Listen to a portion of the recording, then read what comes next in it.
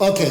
Yani kemikli Question number 1. Explain how an orthodontist uses torque to straighten or realign the teeth.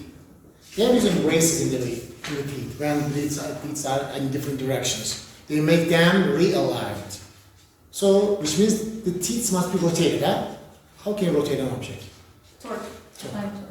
So when they put braces over the teeth, so then after maybe one month or 2 months, they're calling you to tighten it again, to put in extra force, extra torque, and by this torque they're changing direction of the root, direction of the teeth, and then making it realigned. It takes maybe 1 year, I don't know, I didn't have such. Once in one month, and then there are screws, they are just doing that and then making, applying extra force, and then putting extra torque, and then this extra torque causes the root of the teeth to turn like this. It's turning, but slowly, not slowly, it's kind of broken. Okay?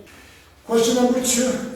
Which of the forces acting on the rod integer will produce a torque about the axis at the left of the rod? It's a very easy one, but the practical way, if you understand if a force produces a torque or not, extend the force. When you extend the force, if extension passes through the axis of rotation, this force cannot produce a torque. So that's why F1 cannot produce a torque. But when you extend F2, as you see, it is not passing through the axis of rotation.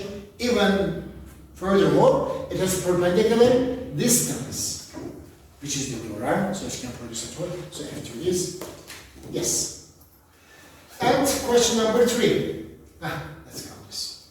2 children are rolling automobile tires down a hill. Down a hill. It's an inclined surface. Yani rolling automobile tire on a flat surface and rolling down a hill are not equivalent. So we are going to roll it down a hill like this. One child climbs that, the tire will roll faster. If one of them curls up in this tire center, the other climbs that will cause tire to roll more slowly. Which child is correct? First, on an incline, yani hill, how an object rolls, slower or faster, depends on what. So it's going to be released from rest. Yeah, these automobile tires will release from rest. It will roll down an incline. And at the bottom of the incline, and at the bottom of the hill, how much is the speed? Depends on what factors. You know the equation by using conservation of mechanical energy.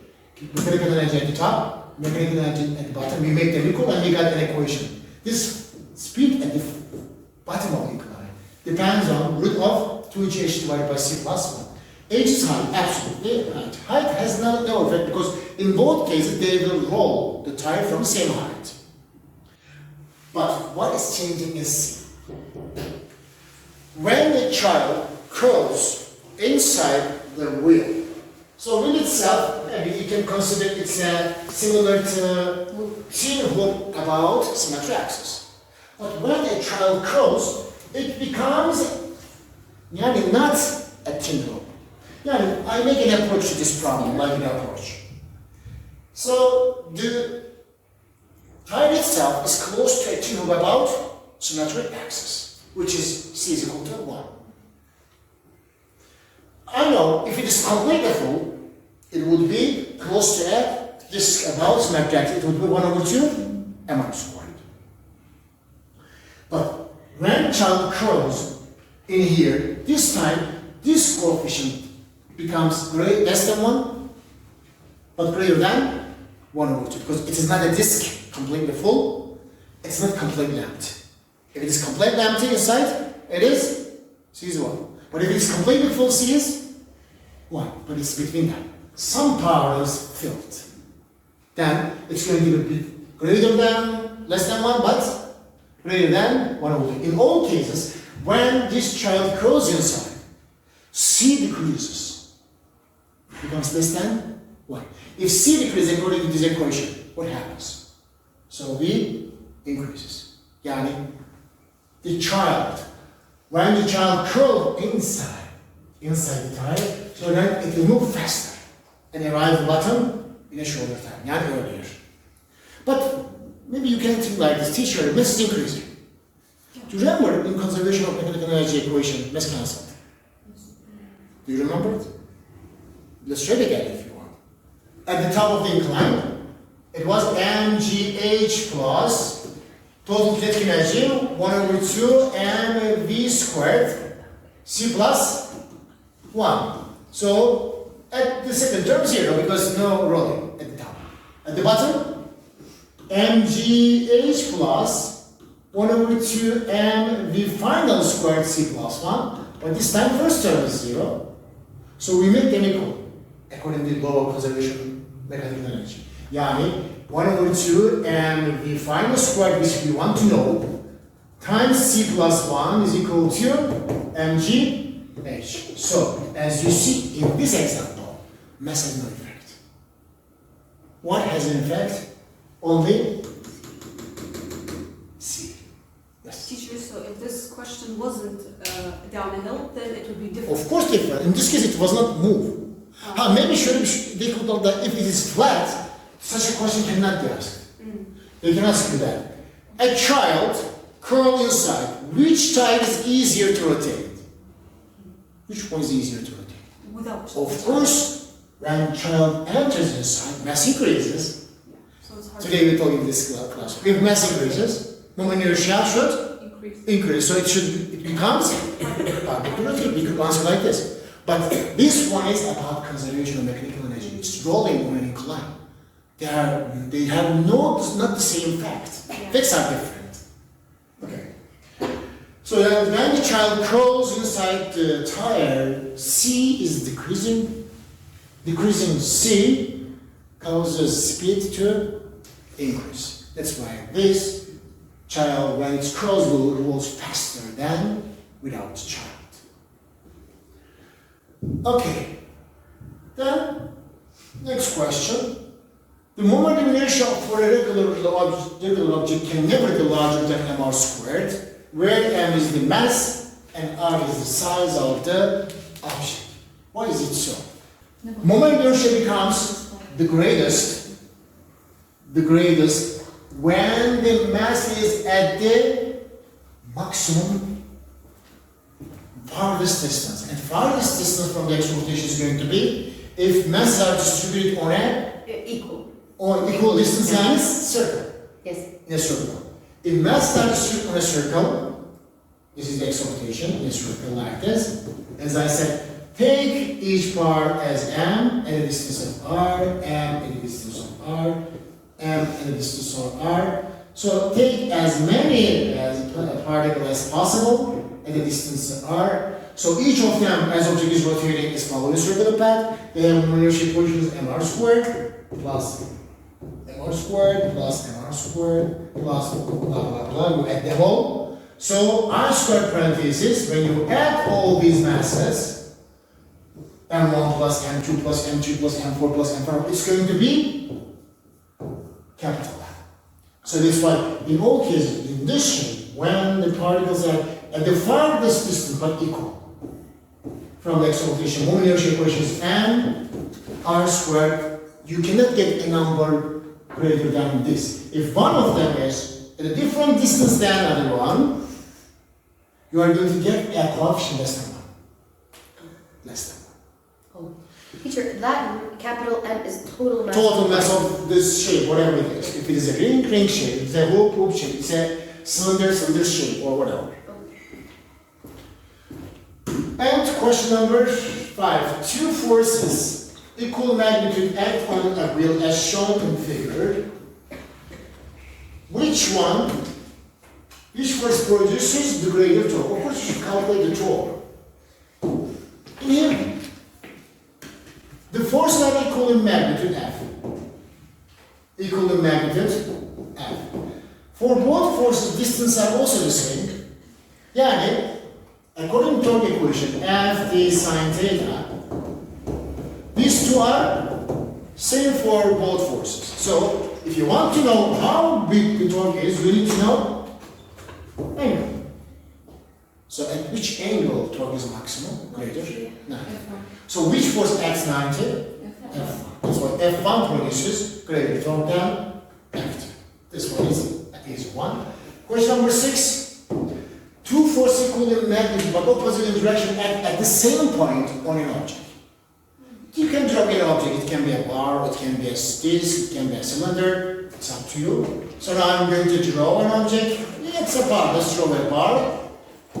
Let's make this color. And on this object, choose a point because it says that at the same point. So I'm going to choose a point. Two forces equal in magnitude but opposite in direction. So I'm going to draw them opposite in direction. Yani they must be on the same line. One of them must be upward, the other one must be downward. Equal F and F. Choose an x rotation. Choose any x rotation. Here, it doesn't matter how you choose it. So I'm going to choose a point. Say that this is axis. So perpendicular distance for each force is same. But one of them produces a counterclockwise torque, the other one produces clockwise torque. But the magnitudes are equal. F same, D same, theta same. Even if it's dead inclined, it's going to be the same.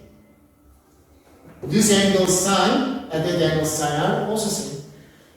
It doesn't matter how but they must be opposite in directions. In this case, yes, there could be torque produced, but net torque is going to be zero.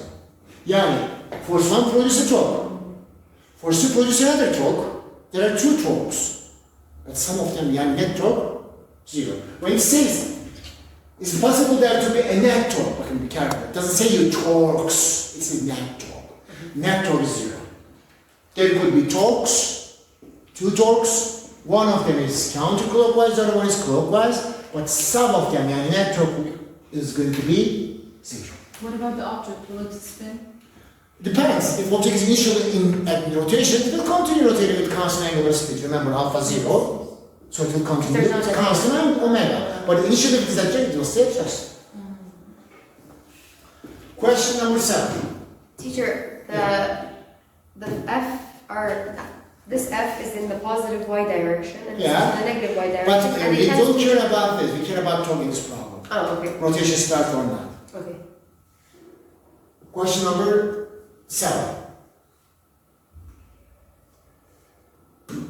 It is more difficult to do sit-up with your hands held behind your head than it is to do a sit-up with your arms stretched. Yeah, this and that. Compare them. When you stay like this, of course when you are lying and then trying to lift, so your extra rotation is going to be somewhere in here. And if you hold your hands like this, you are making distribution of mass farther from extra rotation. Your belly is the extra rotation. You are just lifting around your belly here. So when you raise your hand and put behind your head, you make redistributing mass. You are redistributing mass and making it away from the axis of rotation. If distribution mass gets away from the axis of rotation, moment inertia increases. So that if it is increasing, it's going to require more torque to shift, to lift, to turn, to make your body moving. And more torque or more force. More force means it's going to be hard. So then, this case is more difficult compared to that one. But in here, you are making the mass closer to axis of rotation, which decreases the moment inertia, easier to rotate an object.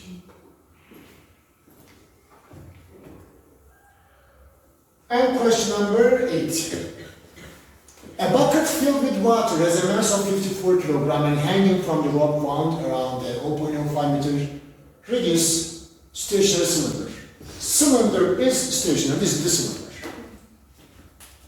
If the cylinder does not rotate, yani at rest, and the bucket hangs straight down, yes, bucket hangs straight down. What is the magnitude torque that the bucket produces around the center of the cylinder? In fact, this is only about to calculate the torque produced by the bucket. Torque produced by the bucket is going to be force acting on the bucket multiplied by perpendicular distance to the axis of rotation. So, we know this, here is the force, the gravitational force. And and gravitational force is acting downwards.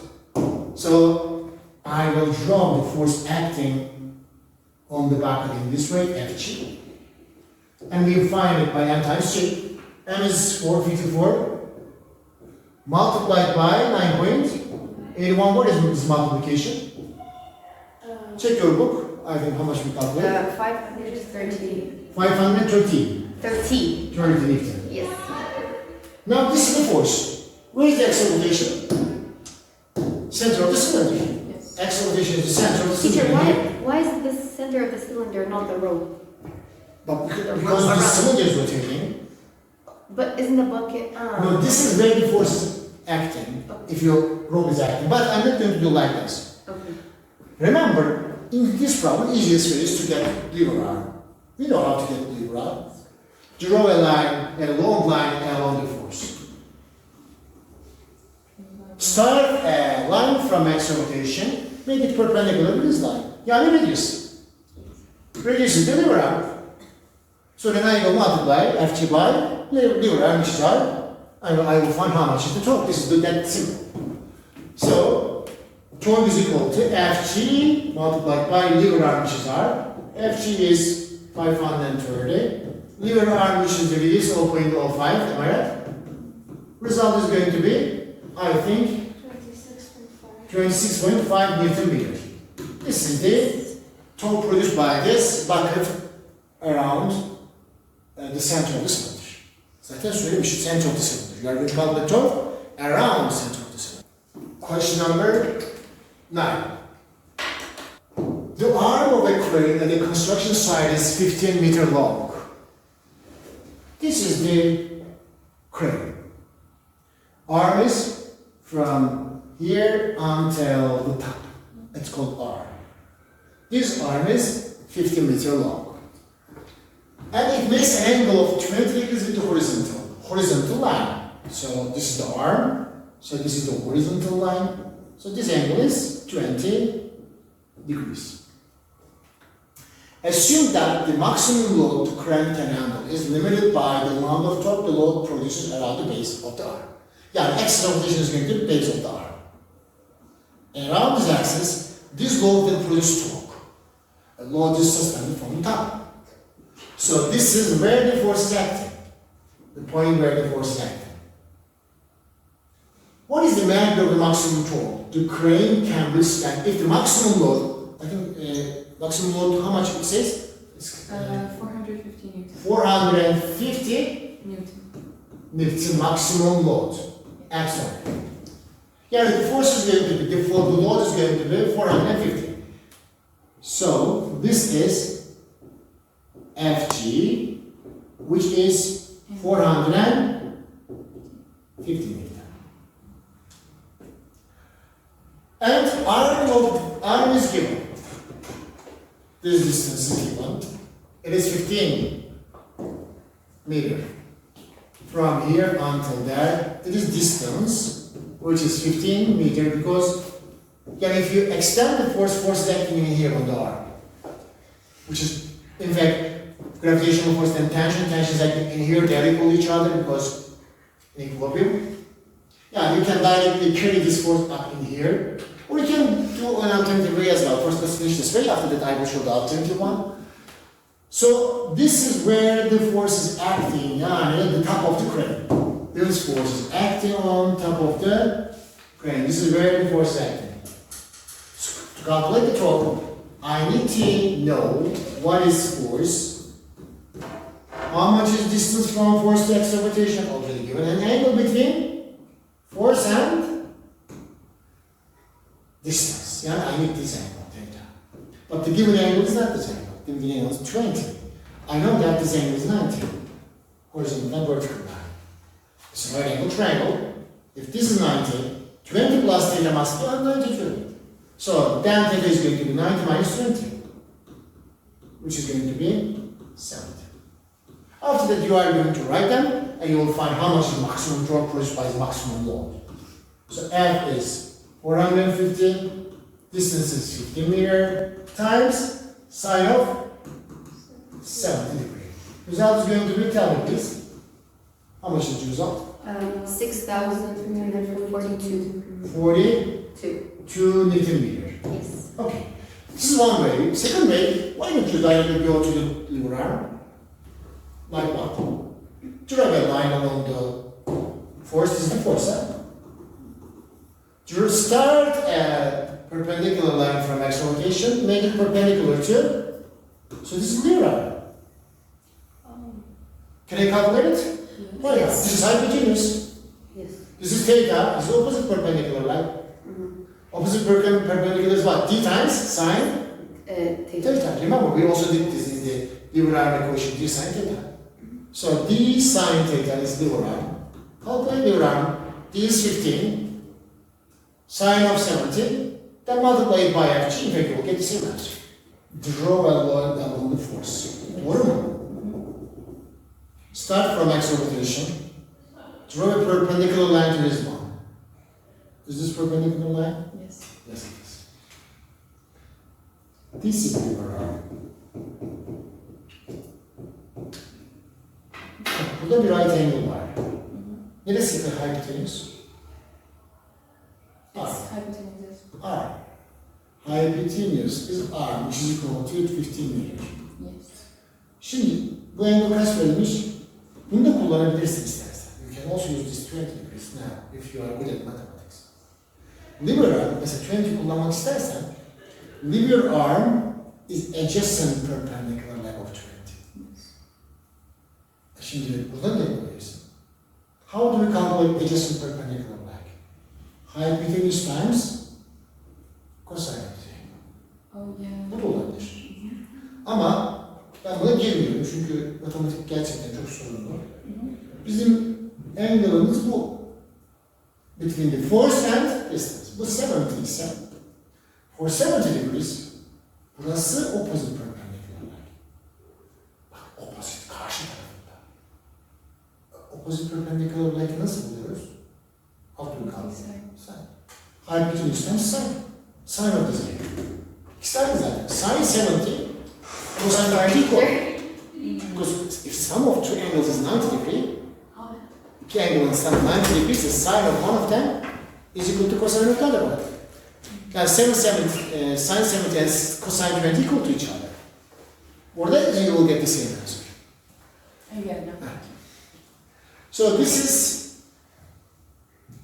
torque. We got the torque.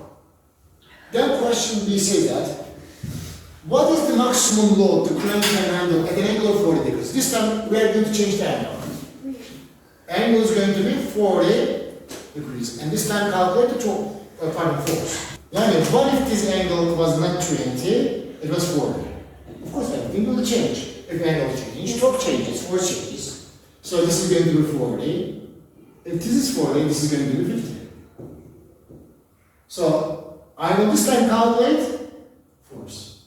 Yani Fg is the question load. But I know that maximum torque the crane withstand is this number. More than this, it will be broken. So that's what I will go again. Torque is equal to Fg times d times sine theta. This is a question now.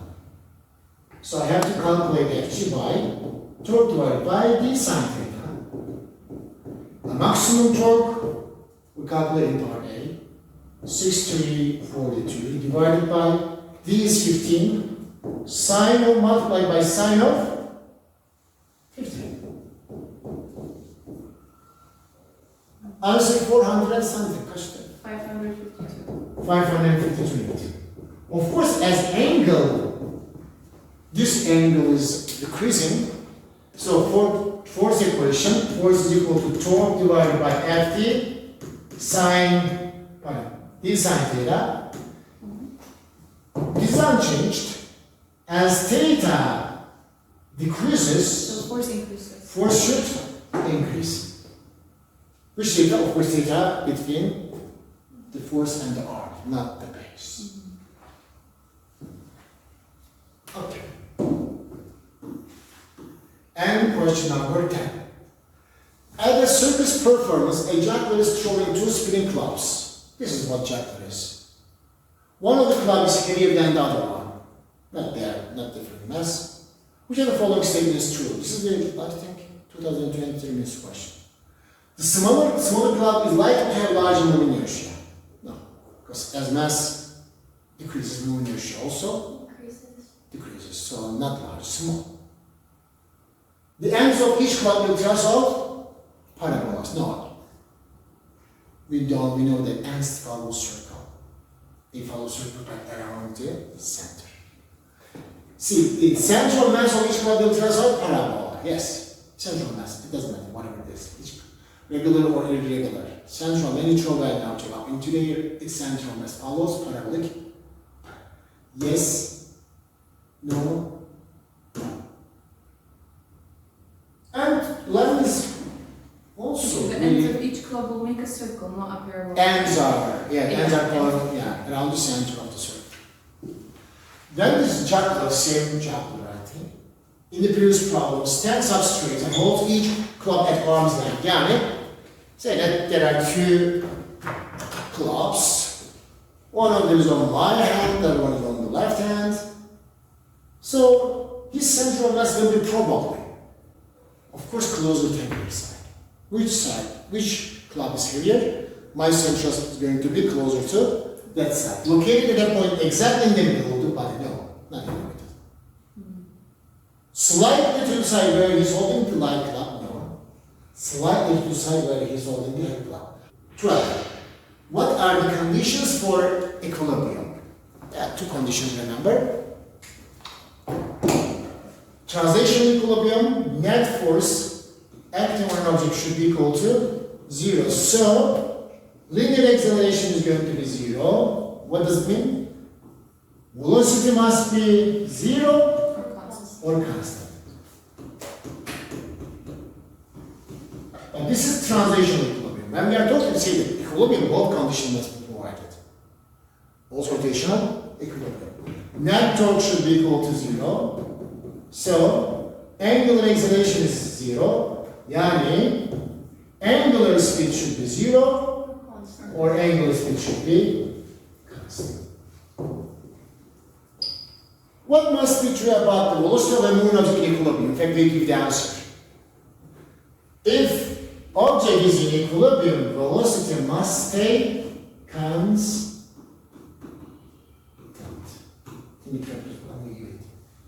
Constant velocity means equilibrium. Teacher, that question 12, we didn't answer.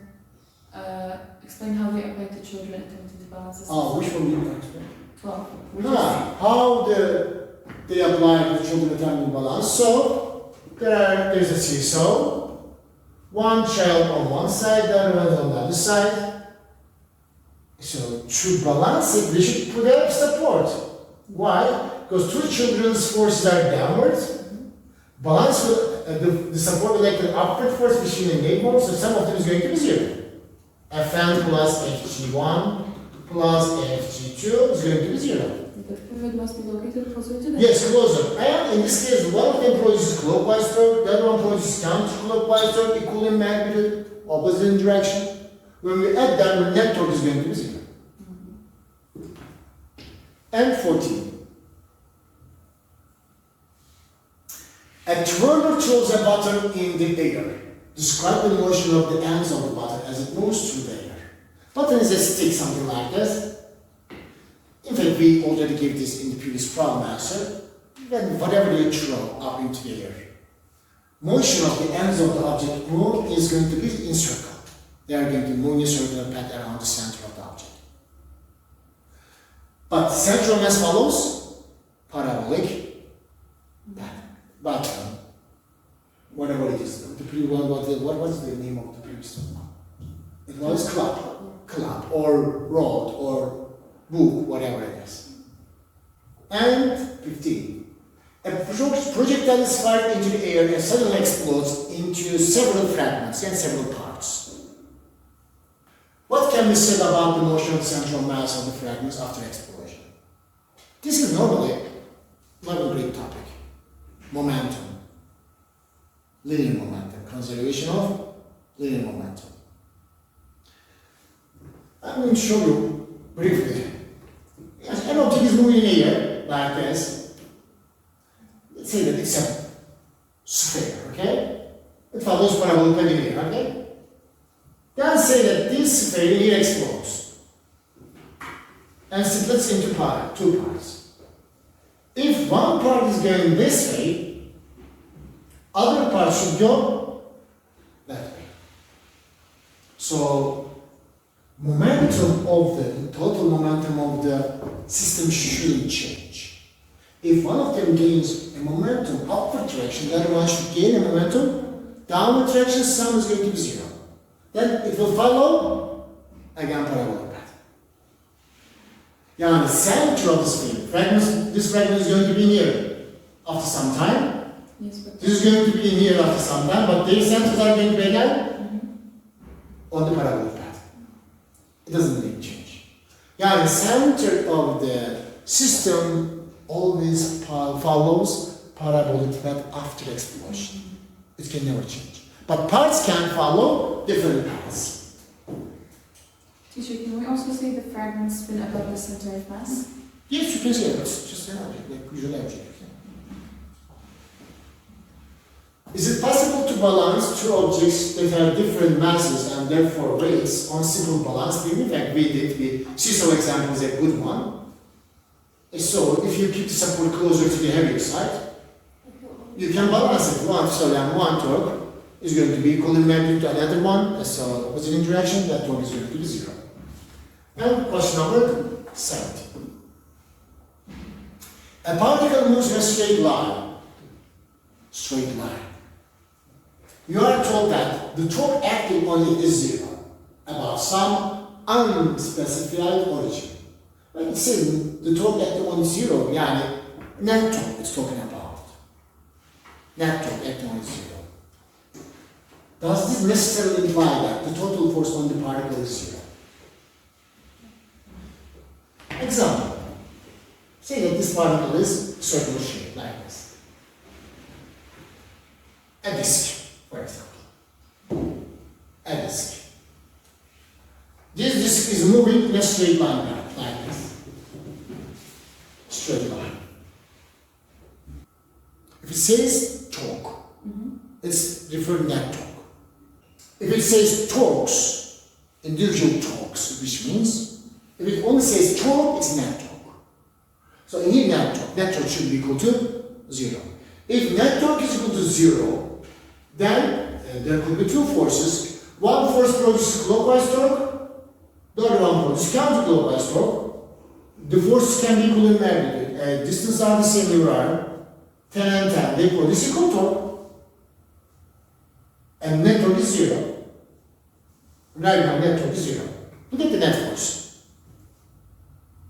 Both forces are in positive x direction. So in this case, net force is going to be 10 plus 10 is going to be 20 Newton.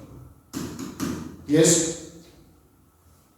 Net force is in positive x direction, acceleration is in positive x direction, object is moving in a straight line path, but it's accelerating. Speeding up. This object is speeding up, yani not in equilibrium. Translation. Okay. So does this necessarily imply the net total force on the particle is 0? No, it doesn't imply. Yani net torque 0 doesn't mean that net force should be 0. It can, it cannot too. They're independent. Another question. Can you conclude that angular velocity of the particle is constant? If net torque 0, according to Newton's second law of the rotational motion I times alpha, what is alpha equal? Net torque divided by I. And net torque 0. It says that the torque acting on the object is 0. In this case, alpha should be 0. What does alpha 0 mean? What does alpha 0 mean? Two cases. Omega can be 0 or omega can be, yes. Can you conclude the angular velocity of the particle is constant? Yes, it may be constant. But it doesn't mean it's absolutely constant. Maybe. How about it says it's it can be also 0 too. It can be constant velocity or it can be 0 velocity.